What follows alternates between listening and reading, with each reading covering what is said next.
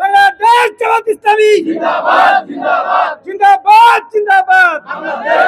11 দলীয় জোট করতে কেন্দ্র ঘোষিত কর্মসূচির অংশ হিসাবে শরীয়তপুর জেলা শাখা কর্তৃক আজকের এই গণমিছিল সার্থকভাবে সম্পন্ন করার জন্য আপনাদের সবাইকে এবং বিশেষ করে মিডিয়া বন্ধুদেরকে আমরা আন্তরিক মোবারকবাদ জানাচ্ছি।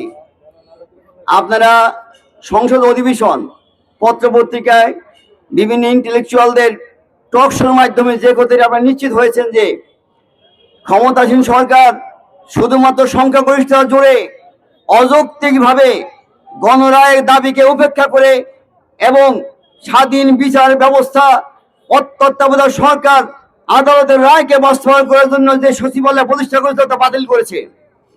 পার্লামেন্টে জামাতের পক্ষ থেকে পরিষ্কার জানিয়ে দেওয়া হয়েছে গণরায় মানতে হবে, গণদাবি মানতে হবে, জুলাই সনদের ব্যাপারে কোন রকম ছাড় দেওয়া হবে না। প্রিয় ভাইরা, সরকারি দলের প্রধানমন্ত্রী বলেছেন এই সংসদ 24-এর রক্তের উপর দাঁড়িয়েছে। সুতরাং আমাদের বিরোধী দলের চিফ হুইপ অত্যন্ত যুক্তিপূর্ণ দীর্ঘ ভাষণ আপনারা শুনেছেন, তার ভাষণের জবাব কেউ দিতে পারে নাই। আমাদের বিরোধী দলের নেতা সংসদে বলেছেন যে আমরা সকলে মিলে আগামী নতুন বাংলাদেশ যদি করতে চাই তাহলে যেই প্রেরণা নিয়ে জুলাইয়ের রক্ত দিয়েছে সেই জুলাই শহীদদের চেতনাকে বাস্তবায়নের জন্য গণরায় মেনে নিয়ে এবং যতগুলি বিষয়ে সকল 31 দল একমত হয়েছিল গণরায় এবং যেটি জুলাই সনদে স্বাক্ষর করেছিল তা সকলে মিলে বাস্তবায়ন করতে হবে।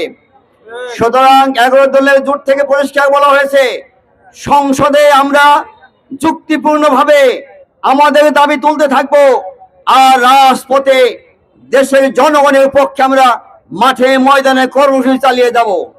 আপনারা দেখেছেন যে প্রেস রিলিজিং এর মাধ্যমে 11 দলের জোট থেকে 2 মাস ব্যাপী বিভিন্ন কর্মসূচি ঘোষণা করা হয়েছে।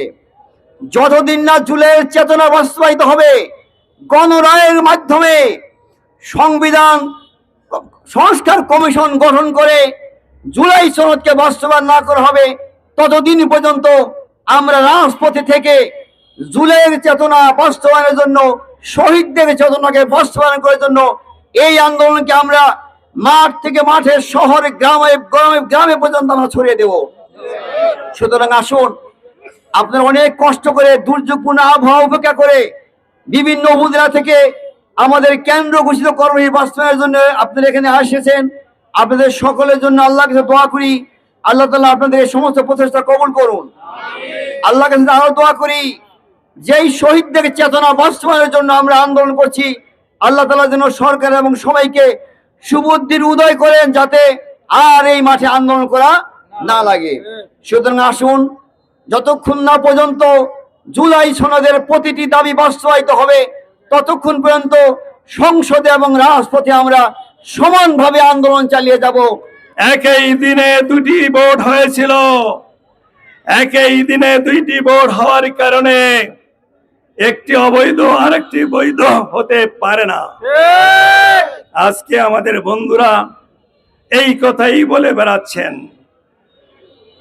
বাংলাদেশ জামাত ইসলামীর নেতৃত্বে 11 দলীয় ঐক্যজোট আজকে বিরোধী দলের ভূমিকা পালন করছে। বাংলাদেশ জামাত ইসলামীর আমির ডক্টর শফিকুর রহমান বিরোধী দলের প্রধান হিসেবে দায়িত্ব পালন করছেন। জাতীয় সংসদে দাঁড়িয়ে তিনি কি বক্তব্য রাখেন জাতির উদ্দেশ্যে, জনগণের উদ্দেশ্যে, আপনারা বাস্তব সাক্ষী। আমরা কিন্তু বিরোধিতার জন্য বিরোধিতা করি না, আমরা এদেশের আপামর জনতার পক্ষে। এই জনগণের যত সুযোগ সুবিধা রয়েছে এইগুলোকে উপেক্ষা করে যদি সরকার তার দায়িত্ব পালন করে তাহলে বিরোধী দল হিসাবে তারা এটাকে মেনে নিতে পারে না। আপনারা কি মেনে নেবেন? সংগ্রামী বন্ধুগণ, এই জুলাই সনদকে নিয়ে যে তালবাহানা শুরু হয়েছে, এই তালবাহানা শুরু করেছে বর্তমান যেই সরকার ক্ষমতায় আছে তারা। এই তালবাহানাকে আমরা ধূলিসাৎ করতে চাই। এই জনগণের রায়কে, গণরায়কে এই বাংলার জমিনে বাস্তবায়ন করতে হবে। বাস্তবায়ন করার জন্য এদেশের আপামর জনতা নিয়ে বাংলাদেশ জামাত ইসলামীর নেতৃত্বে আমরা ঐক্যবদ্ধ আন্দোলন গড়ে তুলব। এখনো সময় আছে, পর্যায়ক্রমে জুলাই সনদকে বাস্তবায়ন করার জন্য আপনারা পদক্ষেপ গ্রহণ করুন। আর তা যদি না করেন তাহলে অচিরে দেখতে পাবেন ফ্যাসিস্ট সরকার যেমনি ভাবে পালিয়ে গিয়েছে, আপনারা তাড়াতাড়ি সেই পথ খুঁজতে থাকুন। সংগ্রামী বন্ধুগণ, আজকে আমরা বলতে চাই ওই গণরায়কেই শুধু নয়, আজকে দ্রব্যমূল্যের ঊর্ধ্বগতি কিভাবে শুরু হয়েছে আপনারা দেখেছেন। আমরা এটাকে রোধ করতে চাই। বিভিন্ন ভাবে বাংলাদেশের মানুষকে হয়রানি করা হচ্ছে, এই হয়রানি শিকার আমরা হব না এবং এই জনগণকে করতে দেওয়া হবে না।